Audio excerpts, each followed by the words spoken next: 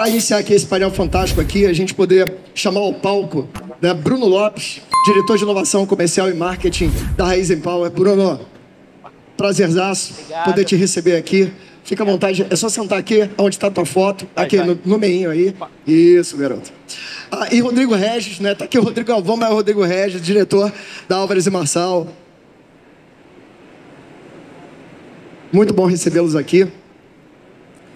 E normalmente, né, a gente sempre tem feito uma abertura aqui, quando a gente fala todo o painel, né, de abertura, o primeiro dia a gente começou com tendências do mercado de energia e a gente teve a oportunidade dos outros 2 dias, né, tanto quarta quanto quinta, ter abertura aqui com C-Levels, né, falando um pouco sobre a visão do futuro da energia para vocês, né? Então, para a gente poder começar aqui para aquecer aqui os tamborins, né, que a gente fala, na visão de vocês, né, o que vocês veem de maiores desafios e oportunidades quando a gente está falando nesse processo da transição energética, na visão de vocês?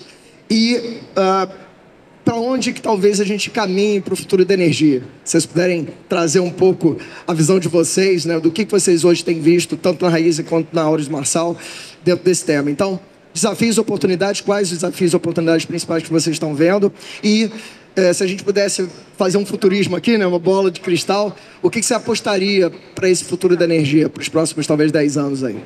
Bruno, fica à vontade. Obrigado, Luiz, primeiro pelo convite, um prazer estar aqui com vocês. Acho que a gente está falando de um tema que encanta. A gente lá na Raizen tem uma visão de que a eletrificação é algo inevitável, né? A gente fala muito de eletrificação, às vezes pensando em frota, mas acho que ela vai muito além. Então a gente está estudando muito eletrificação de processo industrial também. Felizmente o Brasil está muito bem posicionado em termos de oferta de energia renovável. Então, problemas que o mundo tem, eu acho que a gente já está bastante avançado em termos de matriz energética renovável, com potencial ainda para crescer bastante. E aí, se a gente for olhar também na perspectiva de liberdade energética para o consumidor, aí eu acho que alguns passinhos atrás que o Brasil ainda está, comparando com outros mercados mundiais, mas que a gente enxerga que é um caminho inevitável à liberalização do mercado e a facilidade que o consumidor vai ter de escolher o seu fornecedor de energia no Brasil. Isso já começa com o movimento de geração distribuída aqui, onde já está permitindo que a população hoje, tirando as grandes indústrias, já possa escolher o seu fornecedor de energia. A gente acha que também é outro movimento que veio para ficar, mas que ele vai carecer da facilidade com que o consumidor tem de acessar esses fornecedores de energia. Então, algo que o mercado livre de energia é muito comum para grandes indústrias, como é que a gente permite que o consumidor residencial, pequenos negócios, tenham acesso também de maneira simplificada, digitalizada, com opção de escolha. Então, é um caminho que a gente está trilhando. A gente acha que o Brasil vai seguir alguns mercados mundiais mais abertos, e a gente tem tudo para que isso se manifeste, porque energia renovável, quando você compara Brasil e mundo, estamos muito bem posicionados. A gente brinca que é quase 7-1, né, cara? É o 7-1 na energia renovável, né? Mais ou menos isso, eu acho. Porque, realmente, talvez aí dentro disso que você falou, Bruno, na prática, né, o que o mundo quer ser em 2050, 2040, o Brasil é hoje, né? Se você olha aí de nível de renovável, principalmente energia elétrica e até energia geral, né? Se a gente pega energia geral, é algo fantástico aqui no Brasil, né? E como você falou, eu acho que 2 grandes tendências, né, que você destacou, quando a gente fala de oportunidades, talvez desafios, né?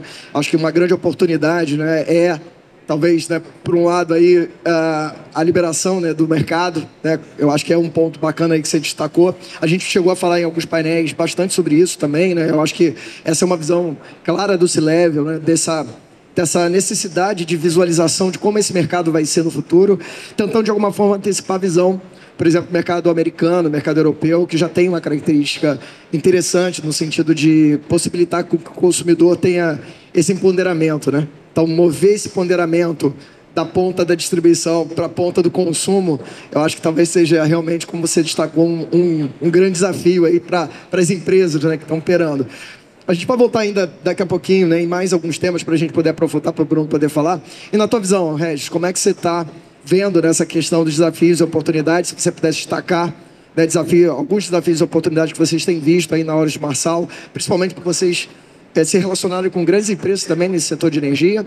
E o que você vê aí, se você falasse, pô, vou apostar aqui no preto e vermelho, como é que é o futuro da energia para você? Primeiramente, queria agradecer o convite de estar conversando, trocando uma ideia com vocês. Meu melhor bom dia a todos. É sempre um prazer estar discutindo e no meio de gigantes aqui, né? O Bruno e o Mandarino.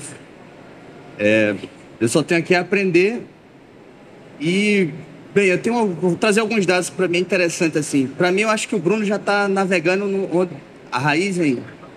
E onde você está navegando é o futuro que vai acontecer. Em 2023, a previsão é de 2,8 trilhões de dólares de investimento no setor de energia, no setor da economia do mundo. 1,7 trilhões vai ser em renováveis. Então, o que é que está acontecendo no mundo? Isso é um dado da IEA, do relatório da IEA. A cada $1 que eu estou investindo em energia, em óleo e gás, 1,7 eu estou investindo em renováveis. Então, o mundo está se esforçando para ir para o caminho das renováveis. Pelo dado da SEBRE, o último relatório que saiu sobre transição energética, se você olha o avanço da transição energética no mundo, está melhor agora, né? Se você vê a transição energética no Brasil e no mundo, você vai ver que biomassa e cana vai ter uma participação muito... a principal força motriz nessa transição energética no Brasil e no mundo, velho.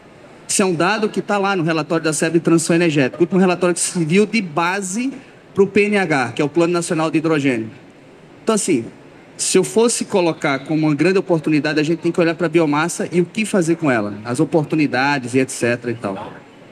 Assim, de desafio. Para mim, o desafio que a gente tem no Brasil, Mandarino, você sabe que eu gosto de ser polêmico, velho. Bruno, eu sou meio polêmico. Não, quase nem. Mas... Esse discurso, nós já temos uma matriz energética limpa, é massa, muito bom, velho. Arretado, como diz lá no Pernambuco. Mas, cara, e daqui pra frente, o que é que a gente vai fazer? A gente já tem. A gente tem uma matriz limpa que, faz parte de uma estratégia de governo, de Estado brasileiro, com a criação dessa empresa ali, a Eletrobras, né? Desde a época do Getúlio, que conduziu o Brasil para a hidroeletricidade, que a gente tem uma matriz energética e elétrica quase 48%, 45%, né?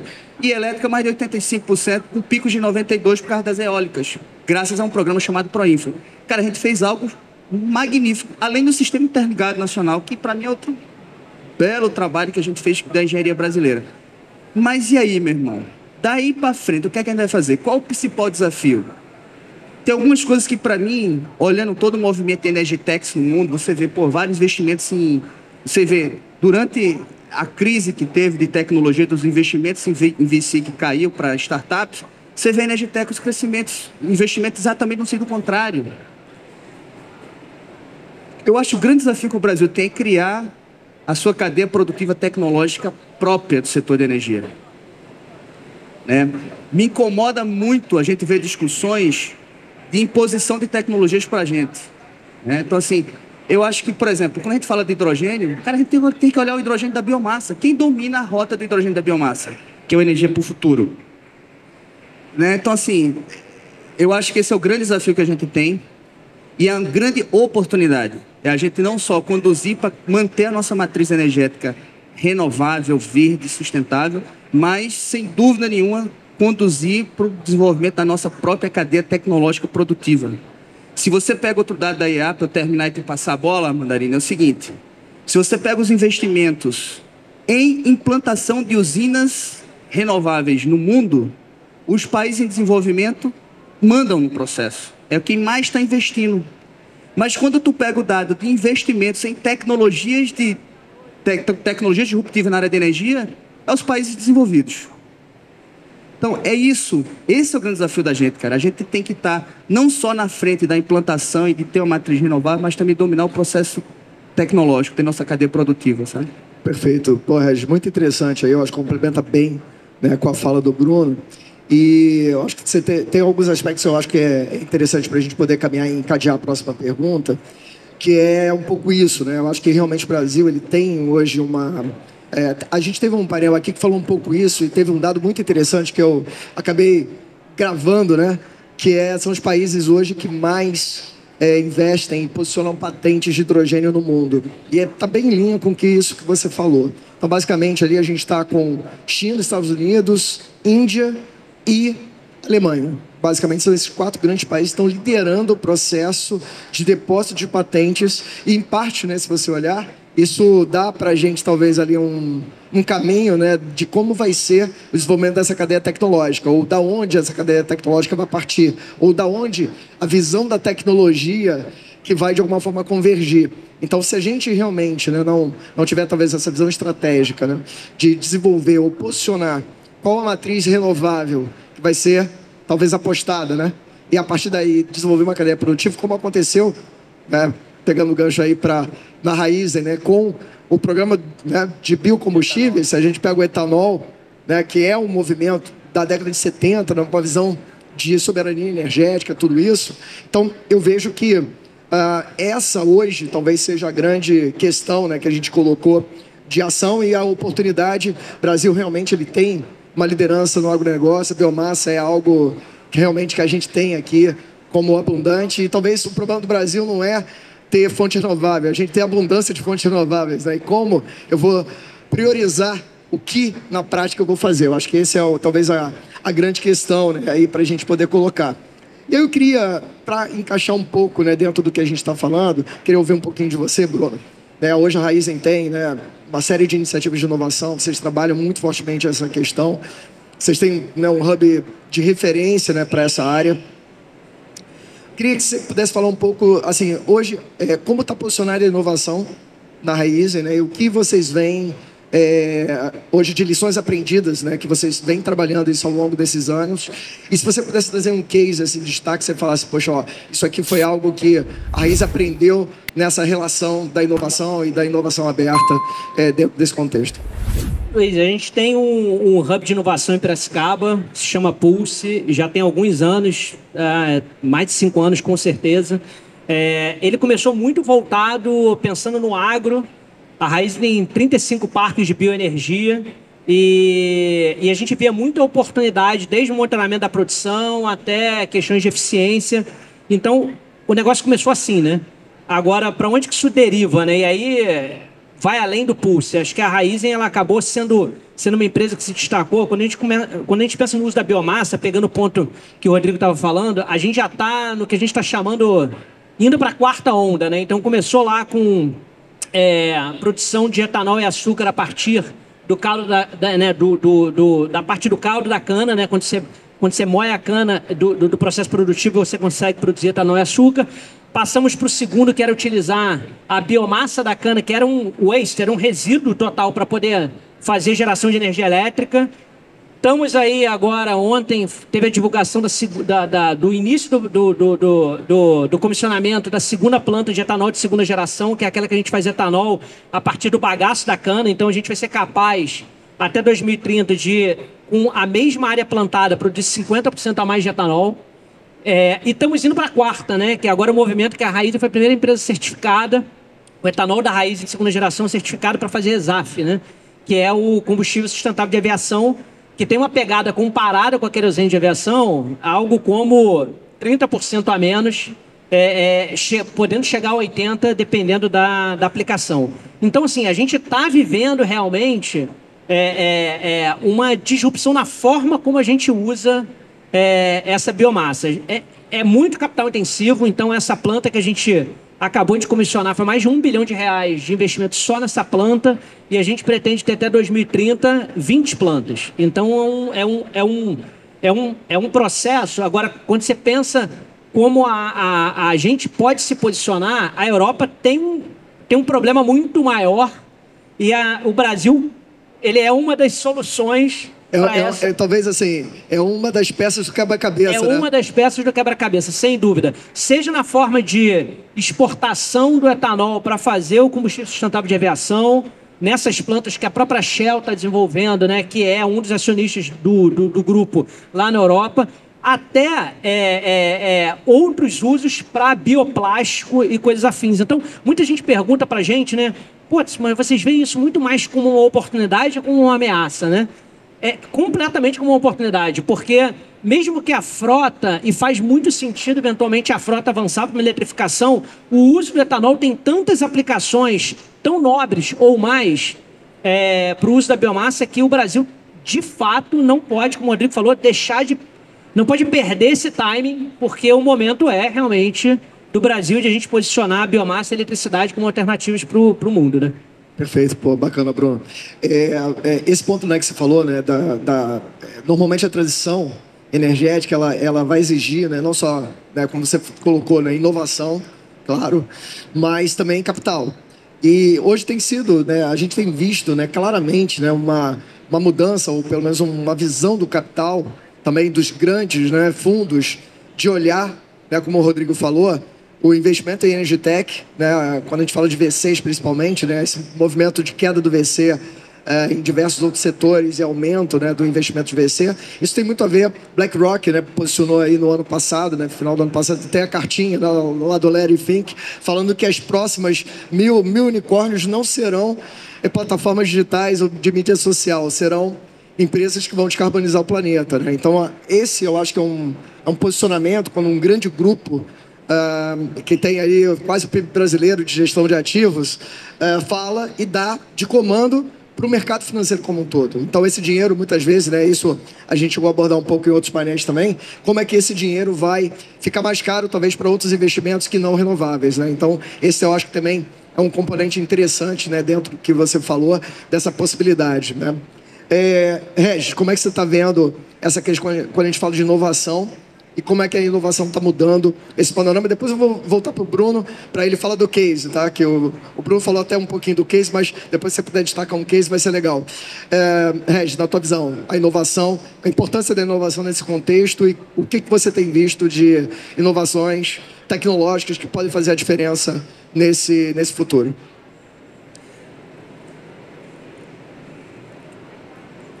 Mandarina, assim, a inovação ela é a base. Deixa eu ver como eu formato melhor essa ideia para você.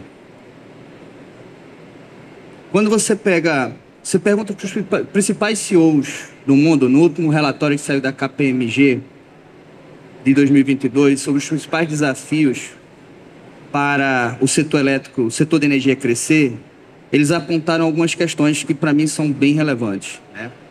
A primeira, cibersegurança. Então, cara... Interessante, cara. Ontem a gente teve um painel aqui de transformação digital. Esse tema pegou fogo aqui, cara. Cibersegurança. Como é que você vai colocar... Todo mundo está falando de transição energética e tal, tá, mas e aí? Digitalização do setor e blá, blá, blá, cibersegurança, né? Isso é um problema... Tem algum, assim... antes de eu estar na Alva, eu atuei numa outra empresa, né, que é a Itaipu, lá no Parque Tecnológico, e a gente simulava ambientes e a gente via quantos ataques tinha por dia dentro desse ambiente simulado na usina. É algo absurdo, extremamente grande. Se você olhar, recentemente, várias empresas tiveram problemas que saiu na mídia aí de ataques cibernéticos, etc. Então, sequestro, cara, né? Sequestro de informações. Cara, cibersegurança é um tema estratégico e, para mim, assim, do ponto de vista de inovação, o setor, para avançar nesse ambiente de digitalização, cada vez mais de democratizar o acesso a escolher quem você vai consumir, esse vai ser um grande desafio e a inovação tem que dar muita base para isso, tem muita coisa para fazer isso. Mas sabe o segundo tema que me chamou assim? Obviamente, o relatório de 2022 pega 2021, a guerra à Ucrânia, então a questão de cadeia de suprimentos era um tema muito forte na época, mas um ponto que me chamou a atenção era tecnologias disruptivas. Então, assim, cara, para eu conseguir avançar dentro dos desafios que foi colocado no Acordo de Paris, etc., eu preciso dominar e avançar nas tecnologias disruptivas renováveis. E um ponto também que me chamou a atenção nesse relatório é que todo mundo fala de ESG, mas os investimentos diminuíram de 2021 para 2022. Então, assim, isso tudo, para mim, me traz para uma reflexão para quem atua de como a gente, olhando a preocupação dos principais CEOs, como é que a gente se posiciona para ajudar nisso. E aí, cada país tem sua característica, né? Então, cada país tem que traçar suas estratégias de como a gente tem que dominar e avançar e estimular a inovação para que isso aconteça. como eu já falei, cara, se a biomassa vai dominar a transição energética no mundo e no Brasil, não há dúvida que a gente tem que cada vez mais investir em inovação nesse segmento, porque vai ser um segmento que vai dominar e a gente tem muita coisa para fazer nele. E o setor elétrico aqui no Brasil vai passar a gente vai passar por alguns choques que vai ser muito interessante, que é a abertura do mercado livre, né? Então, assim, esse mercado livre, o comercializador varejista, isso vai abrir uma gama de oportunidades de inovação que se a gente for bater papo aqui, a gente vai passar o dia falando. Acho que dá para se aposentar, né? E tal, dá para se aposentar só fazendo inovação no setor de energia, não, Regis? Cara, tem muita coisa para fazer, muito desafio para fazer nesse cenário. Pô, a gente está passando por um cenário de transição muito grande.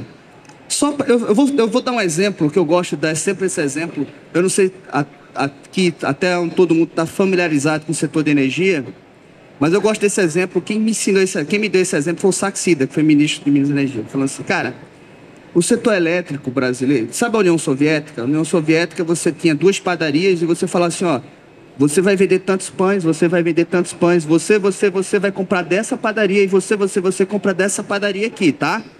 É assim. E aí, de repente, o Estado parou de fazer isso, o cara, dono da padaria, fez, quantos pães eu vou ter que fazer? Como é que isso? E se sobrar pão, o que é que eu faço? Ele fala, cara, o setor elétrico brasileiro é mais ou menos isso. Então, assim, hoje a gente determina, está tudo muito centralizado e muito bem organizado. E essa abertura de mercado vai ser exatamente uma transição de um modelo de União Soviética para um modelo mais capitalista, assim. E essa quebra vai dar uma gama de oportunidades para o setor de energia absurda. Então, eu entendo que a inovação ela é a base dessa transformação que vai criar um ambiente de democratização e o melhor, vai ter oportunidades para que as empresas de base tecnológicas, as Energitechs, floresçam e nasçam nesse ambiente. Vai ser um mar de oportunidades, cara. E empresas que se posicionaram, criando seus VCs, criando seus hubs de inovação, vão sair na frente. Ou já estão na frente, né? É isso. Perfeito, já tem essa capacidade instalada, né?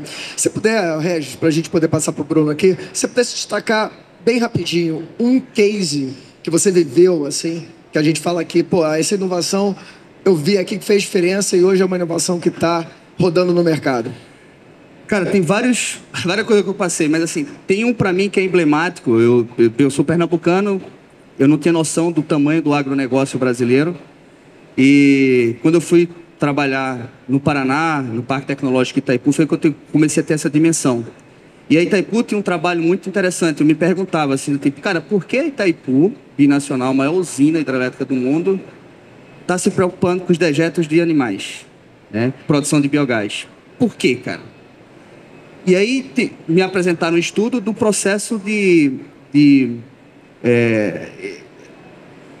na usina, você tem um processo de eutrofização, de poluição do reservatório, e que se você não tivesse um trabalho prévio daquilo, você diminuía a vida útil da usina em 250 anos, em 50 anos. E que isso afetava. E com isso começou a trabalhar. E a gente começou a fazer um trabalho voltado para transformação de passiva ambiental, que era o dejeto dos animais, em ativo de geração de biogás. Isso há 15 anos atrás, né? Então, para mim, esse é um grande exemplo de como uma grande empresa pode influenciar o desenvolvimento de um novo segmento, que é o segmento que hoje está deslanchando, né? Que é o setor de biogás. E eu tenho certeza que a Itaipu teve um papel muito fundamental há 15 anos atrás nesse desenvolvimento. E, para mim, essa visão de não só uma visão de cuidar do meio ambiente e cuidar do reservatório gera um ativo, e esse ativo ele tem valor econômico que transforma a vida de pessoas e de regiões. Então, isso é fantástico. Assim. Se eu puder falar todos os cases que eu vivenciei de biogás... Não, mas eu acho que esse é bem relevante, bem interessante. Eu tenho uma curiosidade, porque eu brinco que na minha vida passada, né? Eu tive a oportunidade de fazer um triatlon lá em Itaipu, cara. Te falo que eu nadei lá na represa, pedalei do lado do Paraguai para o lado brasileiro e corri no lado brasileiro. Então fui lá nos Tubolão, foi fantástico, eu digo, foi a experiência.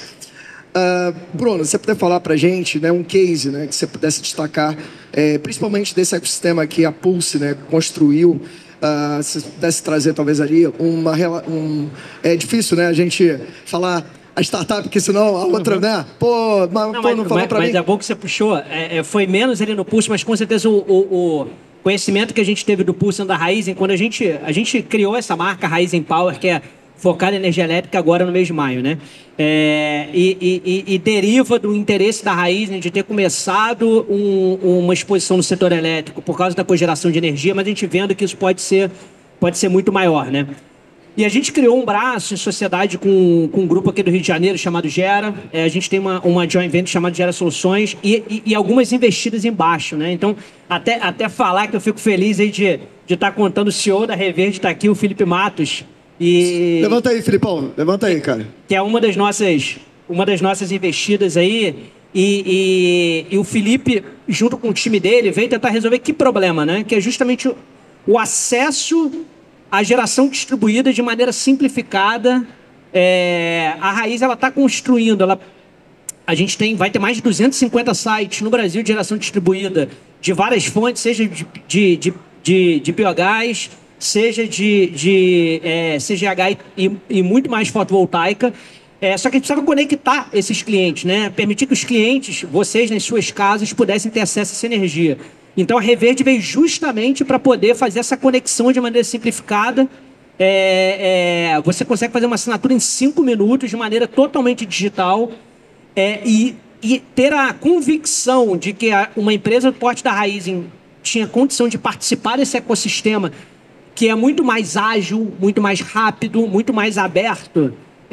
A gente ganhou essa convicção com o Pulse, que fez com que, quando a gente criasse a Raizen Power, a gente tivesse a liberdade de, num grupo muito grande, com muitos braços, com alguma complexidade, ter a convicção de que a gente podia investir numa empresa como a Reverde e ajudá-la no crescimento, né, de conectar os clientes à energia renovável, acessível e criando opção para o consumidor. Então, se não tivesse o Pulse, não teria talvez esse investimento dentro da Raizen Power, não teria Reverde. Então, eu consigo fazer uma amarração que tudo começou lá atrás com a nossa convicção de que fazer isso dentro de um grupo precisa criar um braço de inovação um pouco apartado ali.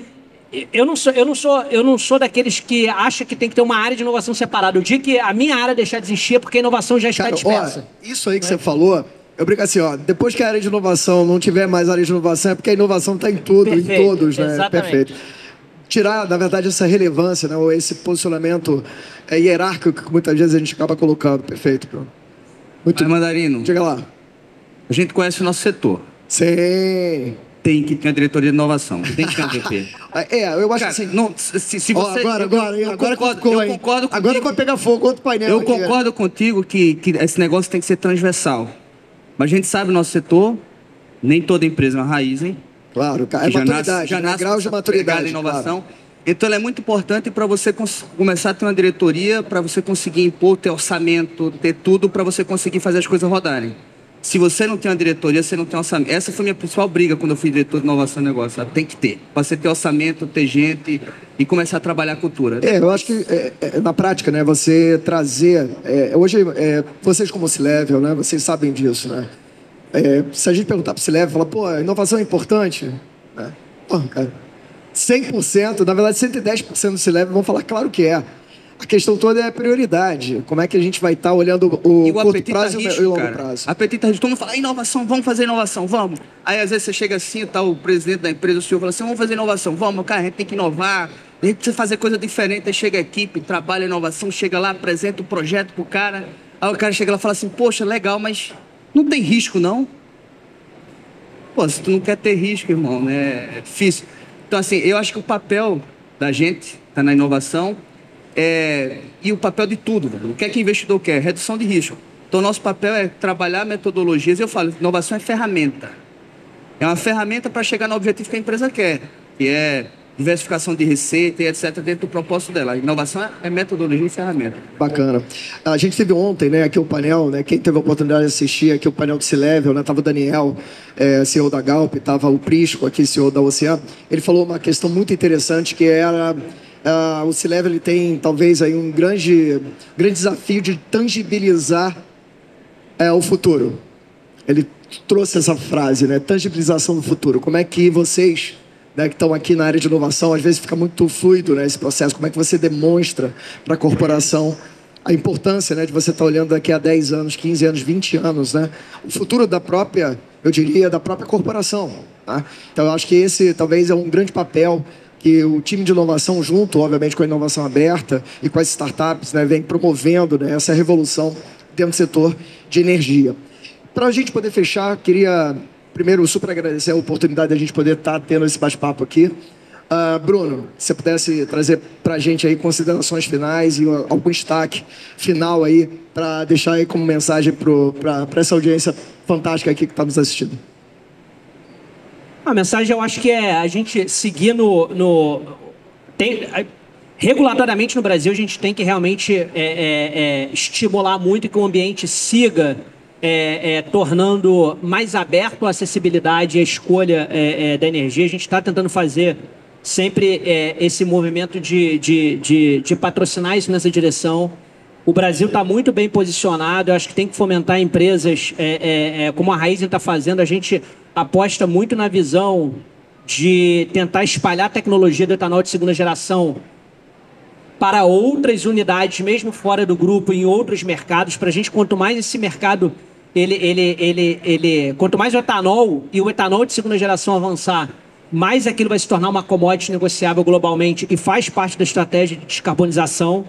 E a gente ter menos receio de achar que existe uma bala de prata única para poder solucionar as coisas, né? Então, não é só a biomassa, não é só a energia eólica, não é só a energia fotovoltaica, não é só ou o veículo flex ou o veículo eletrificado, não é só... Então, a gente, eu acho que tem que estar mais aberto aí a essas múltiplas possibilidades, entendendo que qual o objetivo final, né? O objetivo final é a descarbonização, redução da pegada de carbono e caminhar nessa direção globalmente, né? Perfeito, Bruno. Para você, Regis, como é que você vê aí? Considerações finais, se puder deixar uma mensagem para o pessoal. Primeiro, eu queria agradecer, né, o convite de estar aqui, mais uma vez, debatendo contigo, Luiz, e conhecer o Bruno. Não conheci o Bruno pessoalmente. A mensagem que eu queria deixar de final, assim, nós estamos num ambiente, como sempre no Brasil, né, com muita oportunidade. O setor de energia, com todas as transformações que vai acontecer, vai passar por vai gerar muita oportunidade para negócios e etc. Mas eu queria deixar um recado para mim, que quando a gente fala de inovação, a gente falou de tecnologia aqui, a gente falou de oportunidade, de mercado, de dinheiro, de tudo, mas a gente esqueceu o mais importante. Pessoas, velho.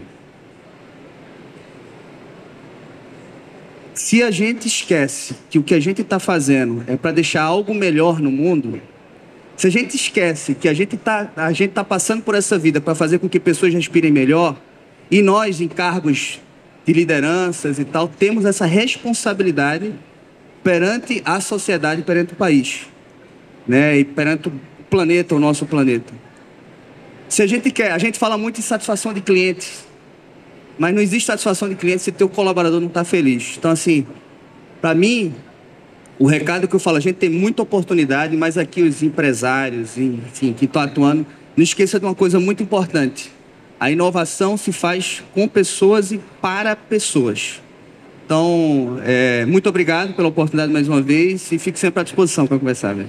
Muito bom. Bruno, Regis, fantástico aqui, um prazerzaço recebê-los aqui. Vamos continuar nossa programação. Para quem puder estar conosco, é coisa de 3 minutos e voltamos aqui já com um super painel que é Ecossistema Conectado, reinventando a relação cliente e empresa no mundo digital. Acho que fala muito aqui, né? A gente, eu acho que já deu muito insumo aqui para o Valino, né? Ronaldo Valino vai estar aqui moderando esse super painel com 2 grandes figuras aqui, com Pedro Brito e Bruno Stefanini. Vai estar aqui conosco aqui, sentado aqui falando um pouco sobre essa visão. Então, pessoal, muito obrigado e, obviamente, se gostaram, uma salva de palmas.